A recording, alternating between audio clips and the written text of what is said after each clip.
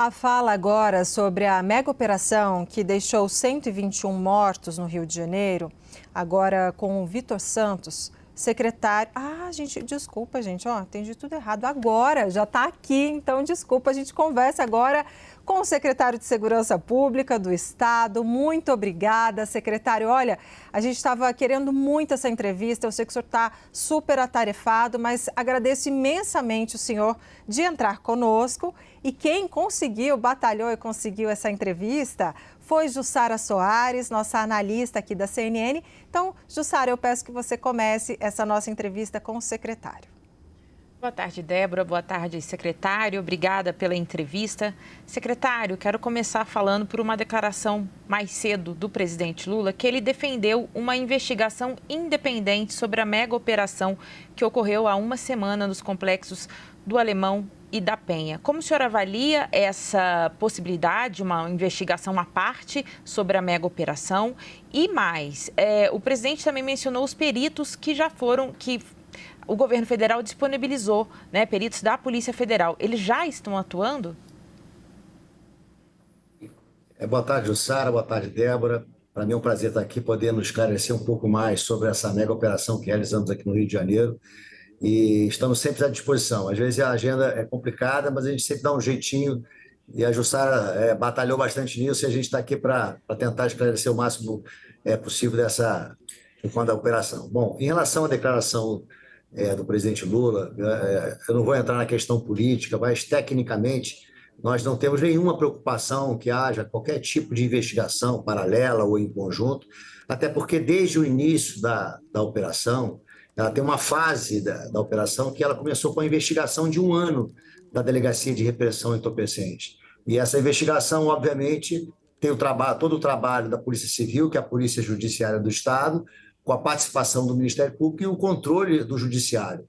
Então, nós não temos nenhuma preocupação em relação a isso. A fase posterior, que é o planejamento, o Ministério Público esteve presente no planejamento, e a última fase, que é a fase ostensiva da operação, onde as forças policiais vão em campo para cumprir os mandados de prisão e de busca e apreensão, também o Ministério Público se fez presente, as corregedorias, os órgãos de controle estavam presentes. Então, o governo do Estado do Rio de Janeiro não tem qualquer receio contra qualquer investigação que venha a tentar esclarecer, se é que existe alguma coisa a esclarecer, em relação ao resultado dessa operação. Secretário, vou convidar o nosso analista Pedro Venceslau para participar também dessa nossa entrevista. Pedro. Boa tarde, secretário. Conversando com especialistas, entre eles Benedito Mariano, que foi ouvidor das polícias aqui no estado de São Paulo, eles temem que possa haver uma substituição de uma facção pela outra, sai o Comando Vermelho e entra a milícia, já que não houve uma reocupação do território que a facção dominou durante muitos anos. Eu queria entender qual que é o cenário hoje no Complexo da Penha e do Alemão. Já que não foi colocada uma UPP lá, por exemplo, como aconteceu em 2010, dá para dizer que o Comando Vermelho não comanda mais aquela região ou que as milícias não vão tomar o espaço que era do Comando Vermelho? Como é que está sendo gerida essa situação hoje? Como é que está sendo a vida da comunidade depois da operação? Espera aí, Pedro, só um minutinho que o meu áudio aqui está entrando um monte de mensagem aqui. Desculpa aqui que acontece, acabou às vezes a gente atrapalhando. imagina. Quer que eu faça de novo? É que eu estou usando, esse fone deve estar conectado com algum telefone que alguém ou está digitando ou está aparecendo uma agenda e tá conflitando aqui com o senhor. Desculpe. Você pode repetir para mim, por favor? Vou repetir. Alguns especialistas temem que possa haver uma substituição do Comando Vermelho pela milícia no comando dessas duas comunidades, já que não houve uma ocupação do território como aconteceu em 2010. Eu queria saber qual que é o cenário hoje no Complexo da Penha e do Alemão. Dá para dizer que a milícia, que o Comando Vermelho não atua mais ali dentro, não cobra mais taxa dos moradores e que não há risco de que a milícia ocupe esse espaço? Bom, Pedro, primeiro a gente tem que fazer uma correção aqui, né? Em 2010 houve uma ocupação, mas não houve a retomada do território. Então existe uma diferença muito grande em relação a isso. Ocupação é você colocar as forças policiais para, naquele momento, manter uma estabilidade do território.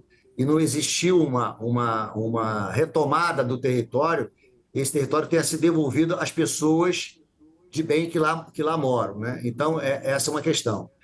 Segundo, hoje, a gente achar que uma única operação vai resolver todo o problema daquela região é uma utopia. Aquela região corresponde a duas Copacabanas de uma total desordem urbana. Então, não é a questão só da polícia estar ali presente que vai resolver aquele problema de décadas que ocorre naquela região. Então, é um início, sim. Essa operação, ela visa tão somente dar cumprimento a mandados de prisão, de busca e apreensão, de uma investigação de 1 ano. E essa investigação indicou que as lideranças estavam ali. Então, só para a gente não confundir que essa operação não foi como de 2010, que visava realmente ter uma ocupação e retomada. São coisas distintas. A operação do dia 28, da terça-feira, ela foi baseada, né, e planejada para dar cumprimento a mandados de prisão e de busca e apreensão por conta de uma investigação de 1 ano, da DRE. Secretário, agora a minha pergunta. Tecnicamente falando, a Polícia Federal fez falta nessa operação? Olha, eu sou delegado da Polícia Federal aposentado, me aposentei em 2023, já estive ali naquela mesma região, há 20 anos atrás, para prender o Claudino, que foi o criminoso que torturou e matou o Tim Lopes. Naquela ocasião da prisão, atuamos, né, na Polícia Federal, junto com a Polícia Militar e com a Polícia Civil. Então, a gente sempre acredita que a integração entre as forças é sempre bem-vinda, né? Isso é importante, porque, na realidade, o problema que o Rio de Janeiro vive hoje não é um problema só das forças de segurança. A gente sempre fala que o Rio de Janeiro vive uma simbiose entre segurança pública e defesa. Porque hoje a disputa é por território. No passado sempre se discutiu o tráfico de drogas, mas hoje essa receita não representa mais que 15%. E é só a gente fazer uma conta básica. Aquela região toda ali da Penha e do Alemão tem cerca de 280 mil pessoas. Se a gente dividir isso à metade, 140 mil pessoas, cobrando um plano básico de internet de R$100, nós temos um faturamento de 14 milhões de reais por mês, só de internet. Então, isso preocupa. Aquela população que mora ali, ela vive subjugada a esses criminosos. Então, essa preocupação existe, claro. Por isso, a DPF, na sua decisão, determina a retomada de território. E quando você fala da Polícia Federal é importante, na decisão da DPF, ela fala que há uma corresponsabilidade entre Prefeitura, Estado e União. Ou seja, que todas as forças de todas as secretarias, com todos os serviços, estejam presentes nessa retomada de território. Então, eu respondo que sim, se a Polícia Federal estivesse lá, com certeza seria mais uma força a somar e para poder ter um sucesso ou um resultado ainda melhor. Mas aí, só tecnicamente falando, qual o resultado, considerando, né, que tem a avaliação do governo, das forças de segurança do Rio de Janeiro, que atuaram, né, de maneira bastante coordenada aí no Estado, de que maneira, eventualmente, essa cooperação também, essa responsabilidade concorrente da Polícia Federal, qual desfecho poderia ter sido diferente? Por exemplo, a conseguir pegar o traficante DOCA, por exemplo? Olha só, eu não sei em que ponto existem investigações na PF que poderiam ter dados de inteligência mais qualitativos ou dados de inteligência ou alvos que seriam mais interessantes para eles. Isso eu falo da parte de inteligência. Da parte tática operacional, a Polícia Federal tem blindados hoje que as forças de segurança pública não têm. Esses blindados, por exemplo, poderiam ajudar muito mais e fazer com que as forças tivessem uma progressão mais rápida dentro do terreno, já que são blindados com uma qualidade muito melhor que aqueles que nós temos aqui no Estado. Então, esses fatores, isso por si só a gente entende que seria de grande valia a participação da PF. Mas é uma decisão estratégica da polícia de não participar e eu não vou aqui criticar o motivo. Jussara. Secretário, essa mega operação que ocorreu nos complexos do Alemão e da Penha, elas devem ocorrer novamente em outras áreas? Vai se tornar uma política de Estado ações como essas que vimos na semana passada? Jussara, a operação contenção é uma operação permanente. É uma operação que ela tem como seu objetivo principal descapitalizar as organizações criminosas, principalmente o Comando Vermelho, que é a organização que mais se expandiu nos últimos 4, 5 anos. Só para ter uma ideia, na penúltima fase da operação, 6 bilhões de reais foram bloqueados, mostrando a relação entre o Comando Vermelho e o PCC. Então, ela não visa tão somente atuar em comunidades, mas sim descapitalizá-las. Vários dos endereços, vários dos mandados de busca e apreensão que foram cumpridos no complexo da Maré e da Penha, muita informação foi colhida. Mídias, locais onde tinham Wi-Fi, que a gente teve acesso a arquivos de nuvem. Nesse Wi-Fi, a gente consegue saber quem acessou esse Wi-Fi, quanto tempo. Então, são vários dados, muitos dados que hoje estão sendo cruzados, que a gente vai, com certeza, gerar mais informação. E eu não tenho dúvida que vai haver outras operações, não só nesse complexo, mas qualquer outro complexo aqui no estado do Rio de Janeiro. Pedro. Secretário, a entrevista mais cedo hoje aqui na CNN, o senador Fabiano Comparato, que é o presidente da CPI das facções do crime organizado no Senado, diz que não dá para chamar essa operação de bem-sucedida porque ela não prendeu o DOCA, tem 121 mortos, 4 policiais mortos e não restabeleceu o domínio daquele território. Como é que o senhor avalia essas críticas que vêm sendo feitas, especialmente pelo fato de não terem sido presos líderes da cúpula da facção depois de um ano de investigação? E emendando uma pergunta na outra, existe alguma suspeita de que o DOCA possa estar ainda dentro da comunidade? Como é que está essa investigação? Bom, Pedro, assim, é difícil às vezes alguém criticar, porque às vezes não é nem de maldade, não acredito que seja com esse objetivo, mas talvez por desconhecer a realidade daquele terreno ali. Você fazer uma investigação de um ano, e onde a gente foi possível identificar 180 pontos de endereços que geraram busca e apreensão, um juiz para autorizar uma busca e apreensão numa residência que a gente sequer tem uma rua com um número, isso requer ou demonstra que houve um trabalho de inteligência muito intenso por conta da equipe de investigação. E, obviamente, o objetivo principal não era prender as lideranças. A gente vem falando, o foco dessa operação é o dinheiro, é o recurso, é o negócio gerado por essa organização criminosa. Se a gente retirar essa atratividade, a gente deixa de ter líderes querendo ocupar essa posição que o DOCA hoje ocupa. Já tivemos vários outros no passado que foram presos ou mortos e rapidamente foram substituídos. Então, o objetivo dessa operação não é a pessoa do criminoso. E essa é a diferença hoje da política de segurança pública do Estado. Olha a criminalidade, mas na vertente do negócio e não do criminoso. Claro que poderia gerar oportunidade de prendê-lo, não tenha dúvida, mas é a dificuldade em progredir rapidamente naquele terreno, isso gera ou faz com que esse criminoso consiga fugir do local. No primeiro momento, a equipe chega, já encontra uma barricada, pegando fogo, uma verdadeira engenharia, um trabalho de engenharia, algumas eletrificadas. Então, o policial tem que desembarcar, superar esse primeiro obstáculo, isso sob o fogo cerrado dos criminosos. Superando, existem soldados que fazem a contenção e a equipe vai progredindo. Isso leva um tempo suficiente, obviamente, para essas lideranças acabarem ganhando pontos estratégicos, esconderijos, como no passado a gente já encontrou túneis, onde o criminoso consegue se manter durante uma semana escondido. Então, a dificuldade exatamente dentro desse cenário que a gente encontra.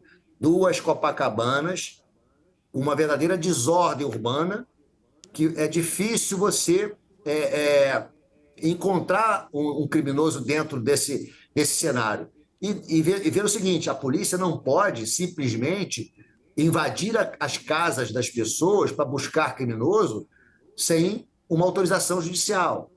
Então, o foco foram os endereços e foram cumpridos os 180 mandados. Por que a operação ela teve como cuidado retirar a busca por criminosos na área de mata? A intenção era empurrá-los para essa área de mata, para que a equipe pudesse cumprir a busca e apreensão e também evitar o confronto nessa área edificada. São 230 mil pessoas que moram ali, a grande e massiva maioria de pessoas inocentes. Então, a ideia de tirar a possibilidade de confronto da área edificada e levar para a área de mata é exatamente para isso.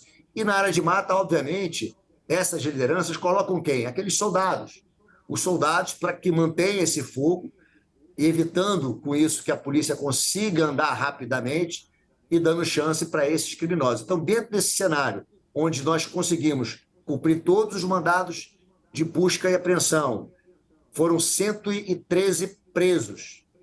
Todos aqueles que se entregaram foram presos. A quantidade de fuzis, né, muito grande.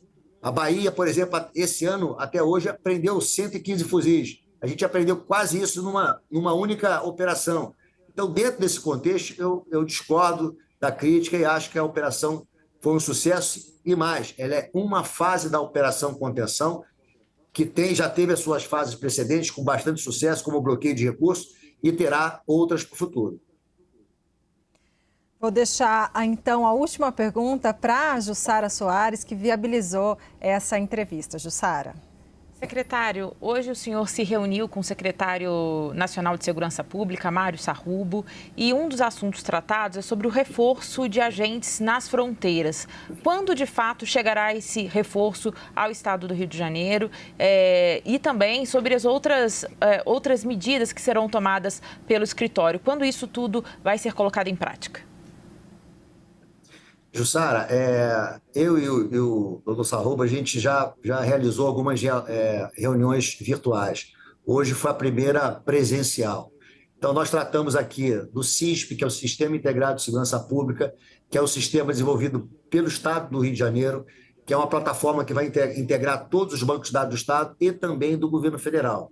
Então, é uma forma, dentro da política que já existe do governo federal, de integrar os bancos de dados. Então, a gente já deixou isso à disposição da Senasp, ele achou isso bem interessante e já pensa em alguns sistemas, como, por exemplo, o Infoseg, que é do governo federal, integrar a esse banco de dados, a esse sistema, para que as polícias aqui tenham acesso e, obviamente, o governo federal também tenha acesso a essa gama de dados que a gente pode oferecer. O reforço do policiamento, do efetivo, da PRF, da PF e da Força Nacional, isso foi falado também. A PF, obviamente, com as rodovias federais. A PF, para incrementar e reforçar o CIFRA, que é o Comitê de Inteligência Financeira e Recuperação de Ativos, e a FICO, que é a Força Integrada de Combate ao Crime Organizado. Então, aumentar esse efetivo para que a gente consiga ter mais efetividade e sempre focando no que a gente vem falando, crime organizado e negócio do crime. Então, nesse ponto, a gente não fechou ainda um número, até porque eu acho que cada força vai dimensionar o esforço que vai precisar fazer e, obviamente, o governo federal vai prover esse efetivo. A Força Nacional vai atuar um pouco mais nas principais vias do Rio de Janeiro e não focado nas rodovias federais, mas principalmente a Avenida Brasil, linha vermelha, linha amarela, auxiliando o trabalho da PM nessa missão. A gente falou de equipamentos eletrônicos, como antidrones, comunicação crítica, ou seja, que haja uma comunicação única entre as forças, uma comunicação com segurança. A gente falou também sobre o RENARME. O RENARME é uma rede nacional de rastreamento de armas. Isso é um programa do governo federal que está sendo terminado e a gente vai trazer isso para o Rio de Janeiro com um foco nos fuzis, porque eu sempre digo, o grande desafio do Rio de Janeiro é a quantidade de fuzis na mão de criminosos. O fuzil é um instrumento de dominação territorial e o governo federal, como parceiro, vai fazer com que a gente tenha uma efetividade maior, tenha condições de realizar um trabalho mais qualitativo. Foram 91 fuzis apreendidos. E, para isso, o governo federal está mandando peritos aqui para nos auxiliar nessa questão. Nós temos exames balísticos para serem realizados, rastreamento de todo esse armamento. Então, esse reforço também de peritos vai nos ajudar e tudo isso foi tratado com a Senasp na data de hoje. Nós conversamos com Vitor Santos, secretário de Segurança Pública do Estado do Rio de Janeiro. Secretário, mais uma vez te agradeço imensamente pela entrevista e a gente deseja um bom trabalho para o senhor. Obrigado a vocês. Fiquem com Deus.